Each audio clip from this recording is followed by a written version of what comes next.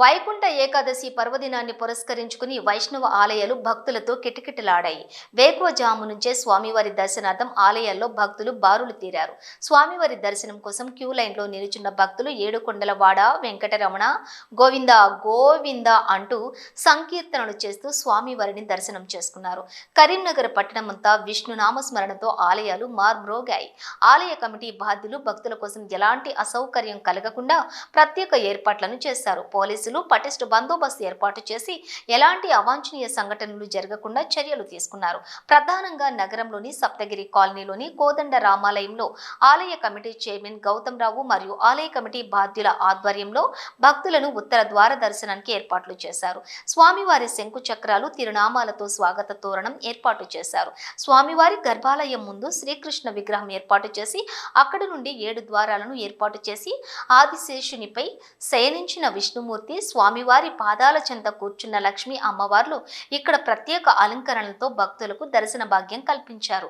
అదేవిధంగా మంకమ్మ తోటలోని వెంకటేశ్వర స్వామి ఆలయంలోని భక్తులకు ఉత్తర ద్వార దర్శనాన్ని ఆలయ కమిటీ వ్యవస్థాపక చైర్మన్ పెట్టెల శ్రీనివాస్, కమిటీ సభ్యులు ఆధ్వర్యంలోని చేపట్టారు. ఇక్కడ ఏర్పాటు చేసినటువంటి అనంత పద్మనాభ స్వామి సైకత శిల్పం భక్తులను అమితంగా ఆకర్షించింది. అదేవిధంగా 42వ డివిజన్లోని రామాలయంలో ఆలయ కమిటీ చైర్మన్ మేచినేని అశోక్ రావు ఆధ్వర్యంలోని వైకుంఠ ఏకాదశి పర్వదినాన్ని పురస్కరించుకుని భక్తులకు ఉత్తర ద్వార దర్శనాన్ని ఏర్పాట్లు చేశారు. భక్తులకు ఎలాంటి అసౌకర్యాలు ఏర్పడకుండా చర్యలు తీసుకున్నారు.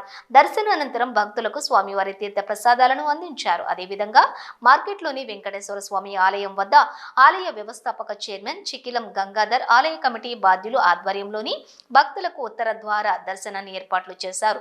ఈ సందర్భంగా మంకమ్మ తోట ఆలయ ప్రధాన అర్చకులు పీచెర లక్ష్మీ నరసింహాచార్యులు మాట్లాడుతూ వైకుంఠ ఏకాదశి రోజున భక్తులు స్వామివారిని దర్శించుకుంటే వారి యొక్క దివ్యానుగ్రహం లభిస్తుందని, ఈ ఏడాదిలో ఈ ఒక్కరోజు మాత్రమే ఉత్తర ద్వారము గుండా భక్తులకు దర్శనం అవకాశం లభిస్తుందన్నారు.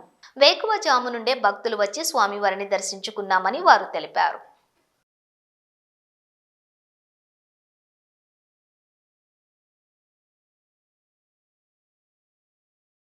కోదండ రామాలయం సప్తగిరి కాలనీలో ధనుర్మాస విశేష రోజైన ఈరోజు ముక్కోటి ఏకాదశి ఉత్తరాద్వార దర్శన కార్యక్రమాన్ని అందరూ అన్వయించుకుంటున్నారు.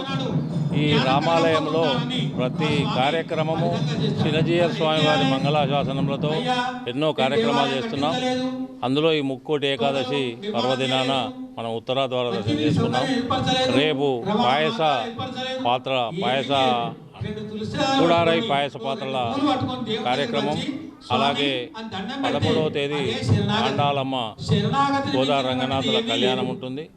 భక్తులందరూ వచ్చి దర్శించుకోవాలి.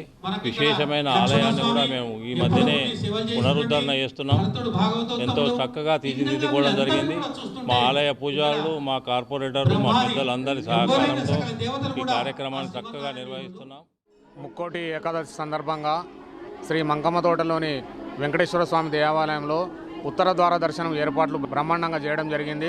ప్రతి సంవత్సరము ఒక ఉత్సవమూర్తిని ప్రత్యేకంగా అలంకరణ చేసి ఉత్తర ద్వారం ద్వారా స్వామివారిని దర్శించుకొని మూల విరాటను దర్శించుకొని భక్తులు ఈజీగా వెళ్ళేటట్టుగా క్యూ లైన్లు కూడా ఏర్పాటు చేయడం జరిగింది. భక్తులకు అన్ని సౌకర్యాలు సమకూర్చడం జరిగింది. భక్తులు కూడా స్వామివారిని మనస్ఫూర్తిగా మనసులోని వాళ్ళ కోరికలను కోరుకుంటూ వాళ్ళ కోరికలు తీర్చుకుంటూ వాళ్ళు మంచిగా వెళ్ళడం జరుగుతున్నది. ఈ సంవత్సరం ముక్కోటి ఏకాదశి పర్వదిన సందర్భంగా ఉత్తర ద్వార దర్శనము ఏర్పాటు చేయడం జరిగినది.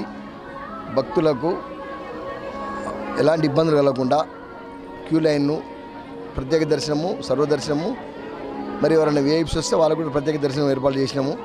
భక్తులకు తీర్థ ప్రసాదాలు ఎలాంటి ఇబ్బంది కలగకుండా భక్తుల క్యూ లైన్స్లలో కానీ నీట్నెస్ కానీ శానిటేషన్ కానీ అన్ని ఏర్పాటు చేయడం. మా అర్చకులు, మా చైర్మన్ సాబు, మేమందరం కలిసి కోఆర్డినేషన్తో ప్రత్యేకంగా మన ఉత్సవమూర్తులను గోదాదేవి రంగనాయక స్వామిని ప్రత్యేకంగా ఏర్పాటు చేసి వాటిని ప్రతిష్ఠించి భక్తులకు సౌకర్యార్థము ఉత్తరం ఫేస్ పెట్టి ఏర్పాటు చేయడం జరిగింది. మార్నింగ్ 4:30 నుండి మరి జనాలు తండోపతండాలుగా వచ్చి స్వామివారిని దర్శించుకుని, అండాల తల్లిని స్వామివారిని దర్శించుకొని పునీతినమై ఇక్కడి నుంచి వెళ్తున్నారు. చాలామంది భక్తులు కూడా ఇంకా వస్తున్నారు. అలానే మరి ప్రతి సంవత్సరం ఇలానే జరుపుకోవాలని చెప్పని ఈ సందర్భంగా మనం చేస్తాను.